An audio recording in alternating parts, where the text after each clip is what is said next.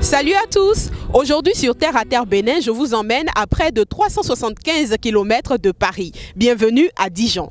Vous aimez boire du vin?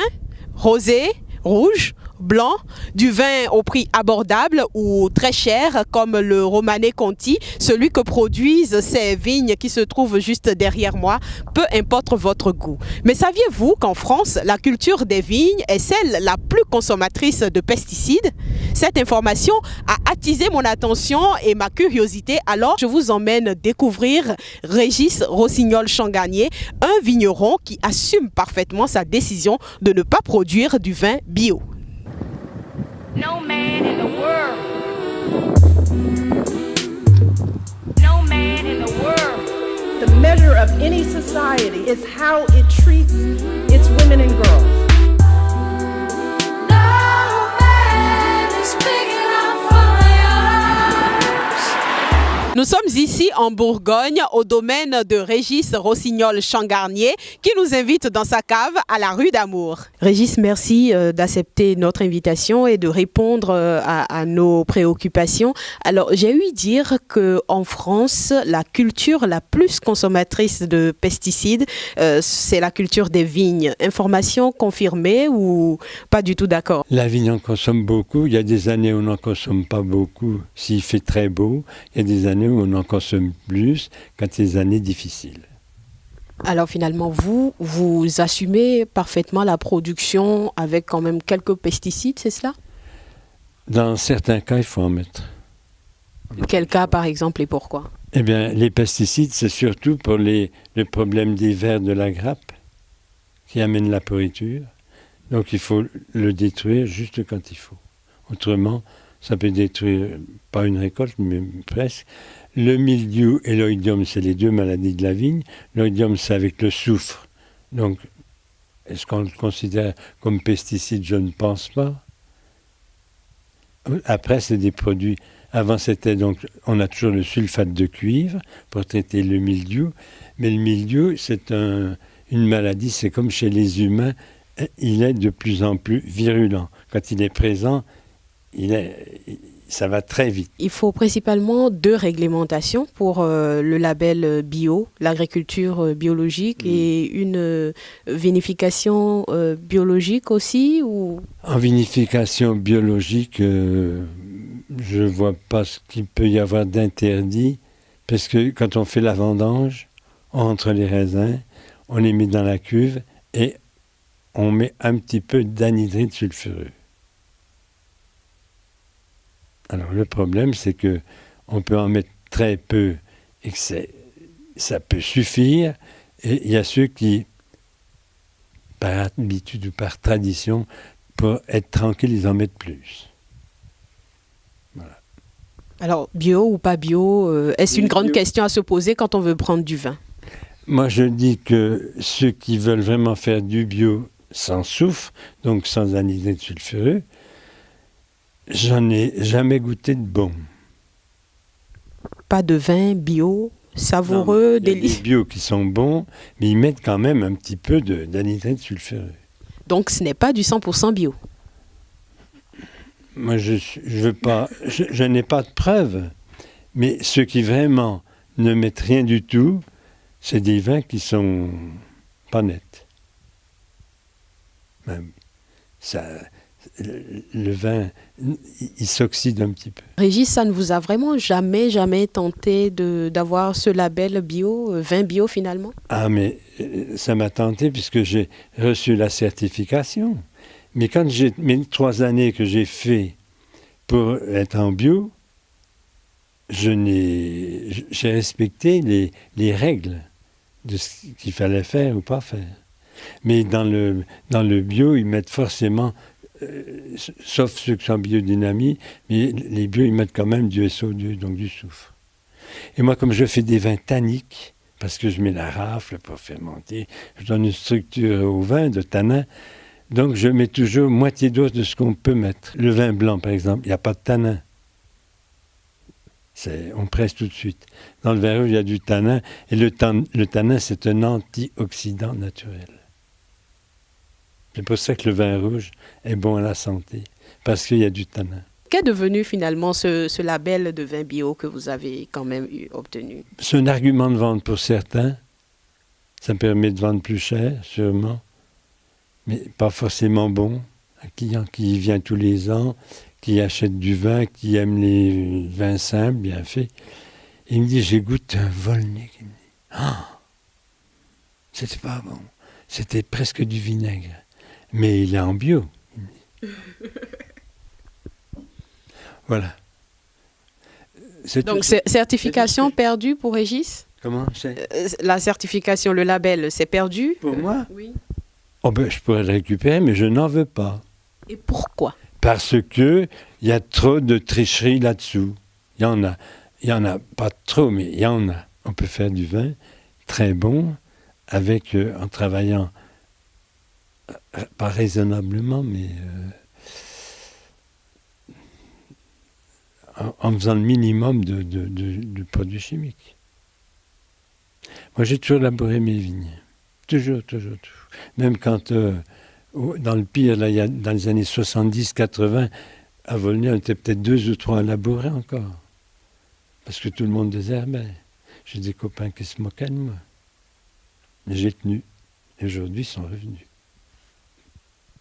Alors, pour la santé des sols, quelles sont les précautions à prendre en ce qui concerne la culture des vignes? Moi, je laboure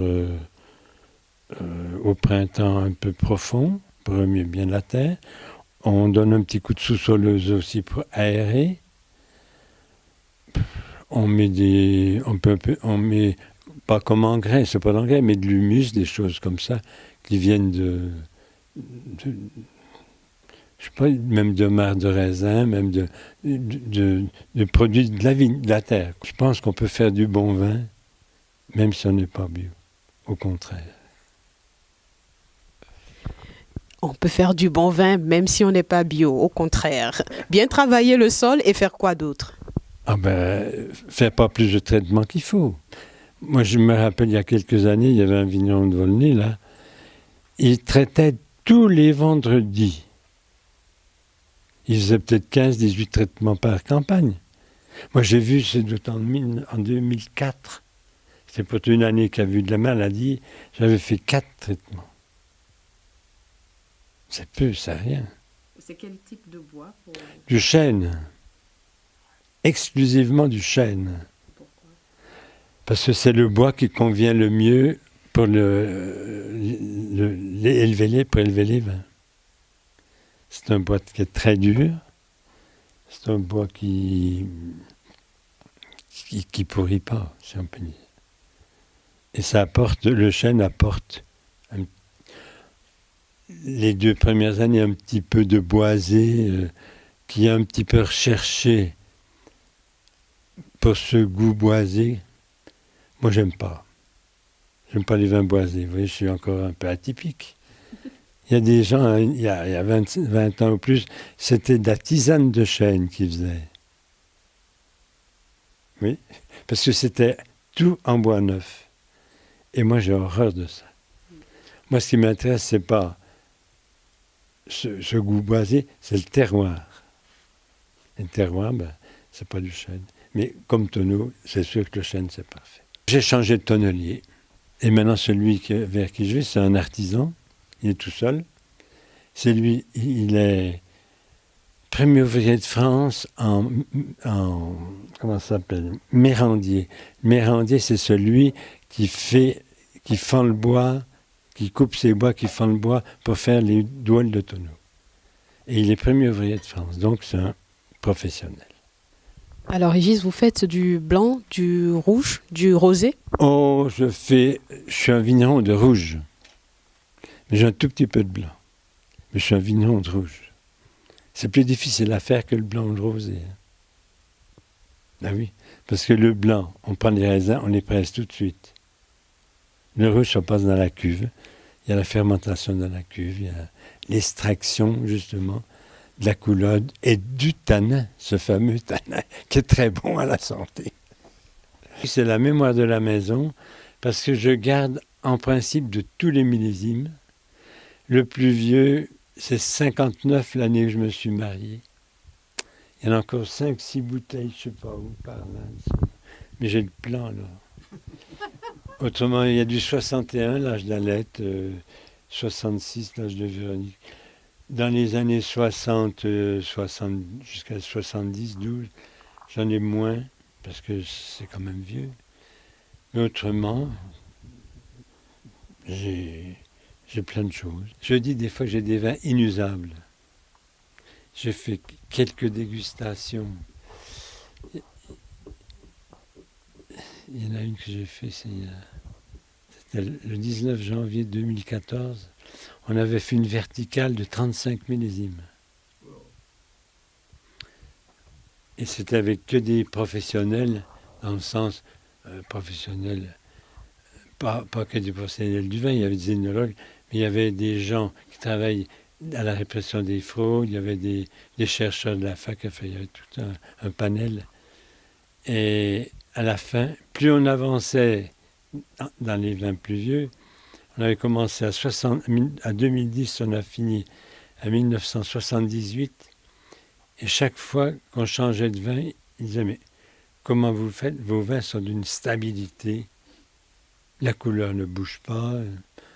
Ils les ont tous emmenés pour les analyser. Ils m'ont envoyé, évidemment, le double. Ils m'ont dit, vos vins sont un cas d'école parce qu'ils sont d'une stabilité incroyable. Je fais rien pour, je fais seulement les choses naturelles et simples. Les vins de Bourgogne sont faits avec le pinot noir pour faire les vins rouges et le chardonnay pour faire les vins blancs. À Bordeaux, je sais, pour faire leur grand cru de Bordeaux, ils ont 4 cépages. Alors les noms, je ne peux pas vous les donner, mais je sais qu'ils ont droit à 4 cépages. Alors que nous, on est monocépage. Donc si on est monocépage, c'est bien le terroir qui s'exprime dans le vin, à Bordeaux certainement aussi, mais comme ils ont 4 cépages, ça peut être un petit peu... C'est différent du fait que l'un peut apporter de la couleur, l'autre de la finesse, tandis que nous, il n'y en a qu'un. Régis, par quoi souhaiteriez-vous conclure cet entretien? Oh. Qu'il faut rester dans les choses simples. Il ne faut pas... Il y a des vignerons qui font des vinifications beaucoup plus sophistiquées, si je peux dire, alors que moi, je laisse faire la nature. Pour faire la fermentation, pour la faire démarrer, si je peux dire, elle démarre toute seule parce que le raisin n'est peut-être pas trop acide, parce que la vendange est un peu tempérée, parce qu'il y a tout un phénomène. Il y a des années où elle démarre mal, cette fermentation alcoolique, donc c'est le sucre en alcool. Moi, jusqu'à maintenant, je n'ai jamais eu de problème et je fais un levain, comme dans le temps, le boulanger faisait son levain pour le lendemain. Et là, pour le vin, j'ai une petite vigne qui a été plantée en 1943. Vous voyez elle est déjà vieille, mais donne toujours des bons raisins. On la coupe toujours le lundi. Je vendange toujours un samedi, donc le lundi avant, 5 jours avant, on coupe les raisins de cette petite vigne. On les foule dans un bac, je les chauffe à peu près à 30-35 degrés pour que ça favorise la fermentation. Et c'est tout. Je n'ai jamais acheté 1 gramme de levure. C'est toujours le levain comme nos ancêtres le faisaient. Je parle des boulangers, mais nos parents, ça n'existait pas les levures. Ils ont toujours fait du vin. Alors, bio ou pas bio, cher ou pas cher, j'espère que toutes ces informations vous aideront à mieux choisir votre vin désormais. Si vous avez aimé cette vidéo, n'hésitez pas à la partager, abonnez-vous à notre chaîne, mais par-dessus tout, protégez notre terre. C'était Inès Kwasi et Régis depuis Dijon pour Terre à Terre Bénin.